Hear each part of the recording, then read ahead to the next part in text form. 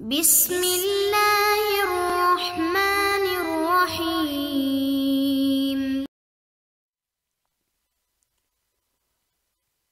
اعوذ باللہ من الشیطان اللعین الرجیم۔ بسم اللہ الرحمن الرحیم۔ نحمدہ ونصلی علی رسولہ الکریم وآلہ الاطہار۔ عزیز طلاب اکرام، کتاب توضیح المسائل کے اسباق ہم مسلسل پڑھ رہے ہیں۔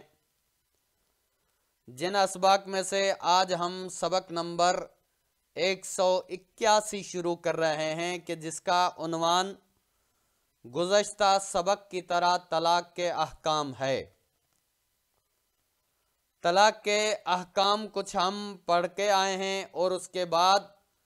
ابھی ہم طلاق کے ہی احکام پڑھیں گے اور اس کے بعد طلاق کی اقسام وغیرہ کی بات آئے گی۔ تو آئیے ہم شروع کرتے ہیں۔ مسئلہ نمبر 2469۔ اگر کوئی شخص ایسی عورت سے ہم بستری کرے جو حیض یا نفاس سے پاک ہو اور اسی پاکی کی حالت میں اسے طلاق دے دے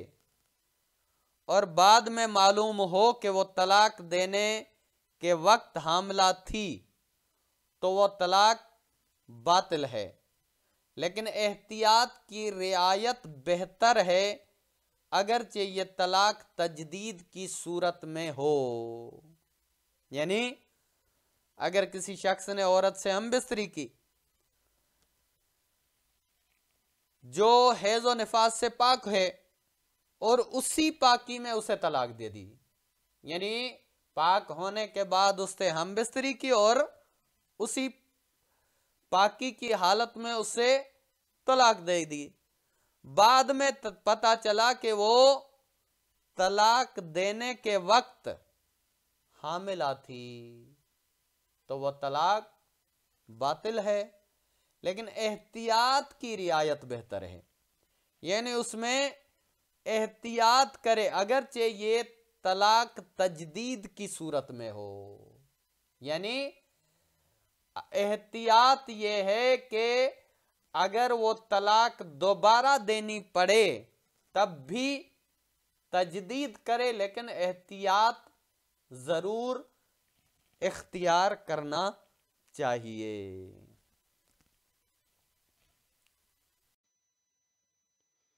اب آ جاتے ہیں مسئلہ نمبر 2470۔ اگر کوئی شخص ایسی عورت سے ہم بستری کرے جو حیض یا نفاس سے پاک ہو پھر وہ اس سے جدا ہو جائے، مثلا سفر اختیار کرے، لہذا اگر وہ چاہے کہ سفر کے دوران اسے طلاق دے اور اس کی پاکی یا ناپاکی کے بارے میں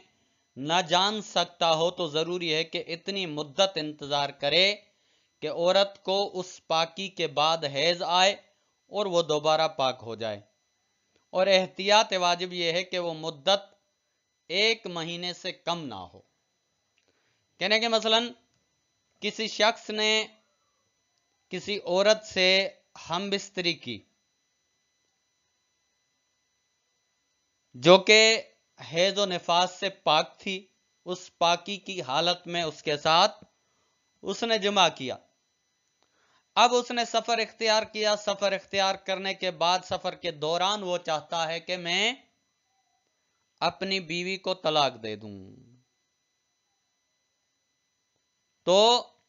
اب اسے یہ معلوم نہیں ہو سکتا کہ اب اسی وقت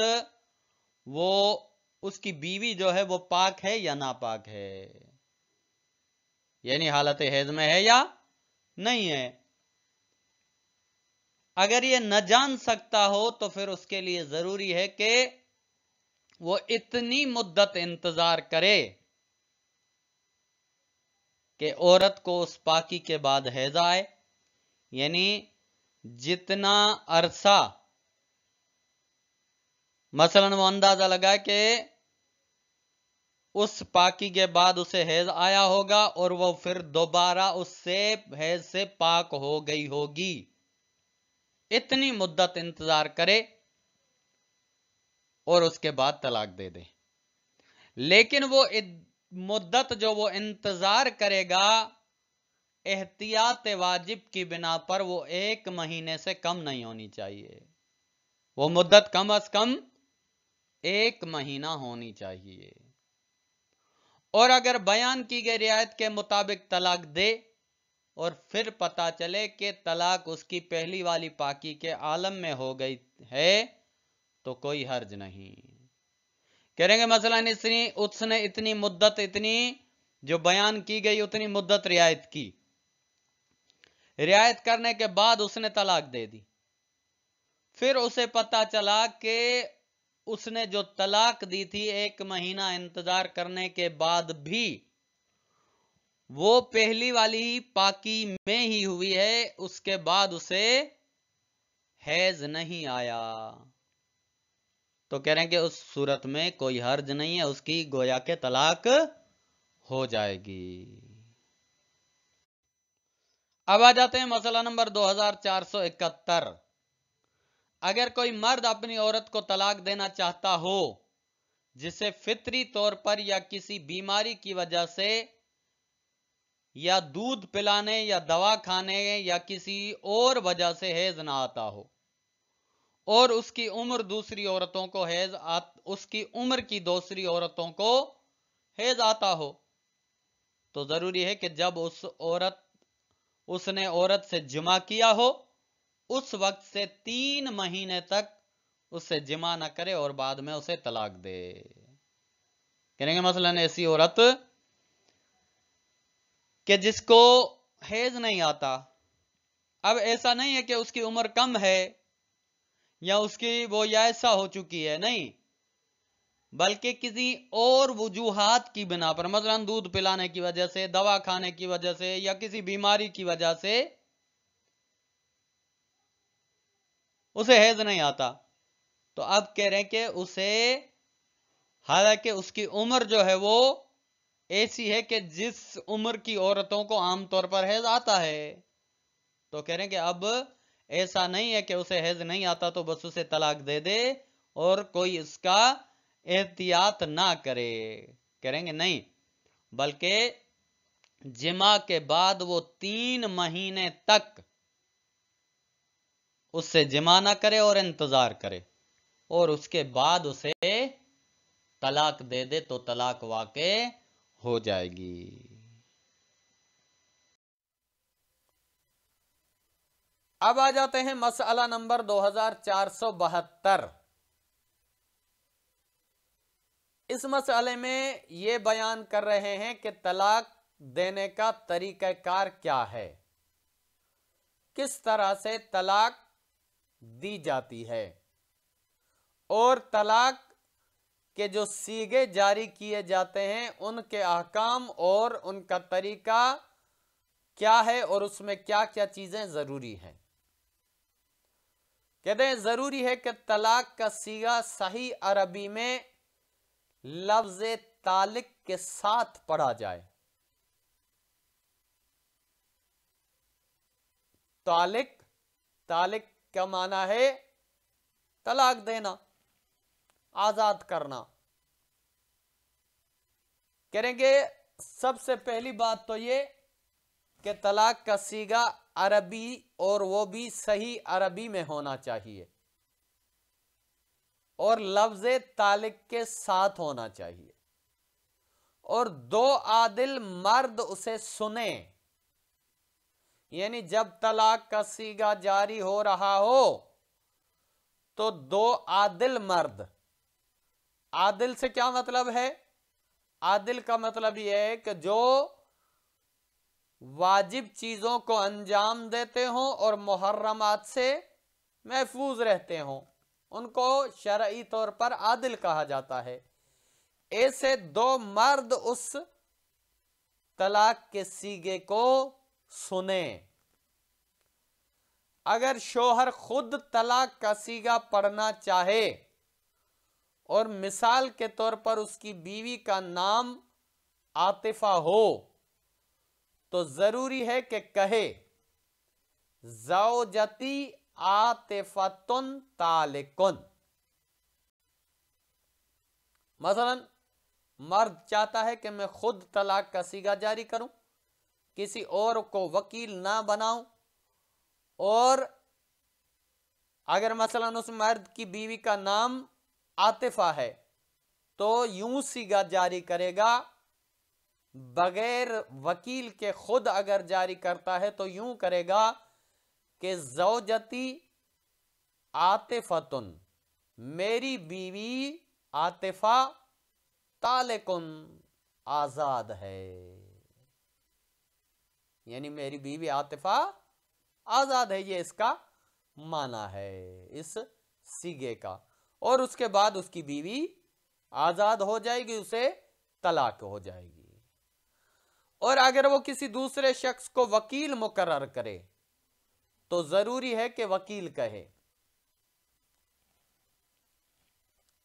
مثلا وہ خود طلاق کا صیغہ جاری نہیں کرنا چاہتا، مثلا اسے عربی نہیں آتی یا کوئی بھی مسئلہ ہو، وہ خود صیغہ جاری نہیں کرنا چاہتا، کسی کو وکیل بناتا ہے، تو اس کا وکیل کہے گا، کیا کہے گا؟ زوجتو موکلی، یعنی میرے موکل کی زوجہ، عاطفتن جو کہ عاطفہ ہے، طالقن وہ آزاد ہے، یعنی اب وکیل کہے گا کہ میرے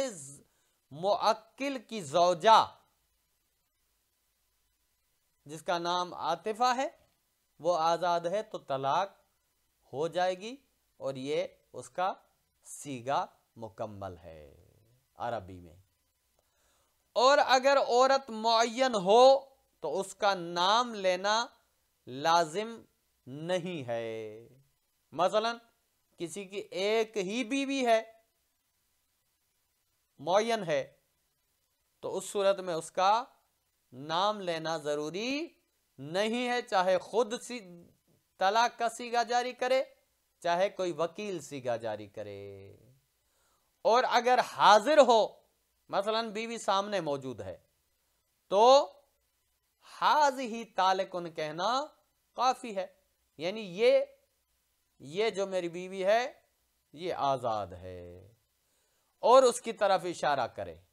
یعنی حاضی یعنی اس کی طرف اشارہ کرتے ہوئے کہے کہ یہ آزاد ہے، یا کہے انتی طالقن، یعنی تم، بیوی کو مخاطب کر کے کہے کہ تم آزاد ہو، کہے اور اسے مخاطب قرار دے تو طلاق ہو جائے گی۔ اور اگر مرد عربی میں طلاق کا صیغہ نہ پڑھ سکتا ہو اور وکیل بھی نہ بنا سکے تو وہ جس زبان میں چاہے ہر اس لفظ کے ذریعے طلاق دے سکتا ہے جو عربی لفظ کے ہم معنی ہو، یعنی مثلا اگر مرد صیغہ جاری نہیں کر سکتا اور کسی کو وکیل بھی نہیں بنا سکتا اور وہ طلاق بھی دینا چاہتا ہے، تو جس بھی زبان میں، مثلا اردو میں، مثلا سندھی میں، مثلا فارسی وغیرہ میں، اس لفظ کو ادا کرے جس کا معنی عربی میں طالق کے ہم معنی ہو، یعنی ایسا لفظ استعمال کرے جس کا معنی اس لفظ کا طالق کا معنی ہم معنی بنتا ہو، اس لفظ کے معنی کو اگر ادا کرتا ہو وہ لفظ، تو وہ کہنے سے طلاق واقع ہو جاتی ہے، یعنی اس کا مطلب یہ ہے کہ اگر مجبوری کی حالت ہو تو اس صورت میں طلاق میں عربی کا صیغہ ضروری نہیں ہے، بلکہ غیر عربی زبان میں بھی طلاق دی جا سکتی ہے۔ اب آ جاتے ہیں مسئلہ نمبر 2473، عقد متعہ میں طلاق نہیں ہے اور اس کا آزاد ہونا اس بات پر منحصر ہے کہ یا تو متعہ کی مدت ختم ہو جائے یا مرد اسے مدت بخش دے. کریں گے مثلا عقد کی دو قسمیں ہیں، عقد دائمی اور عقد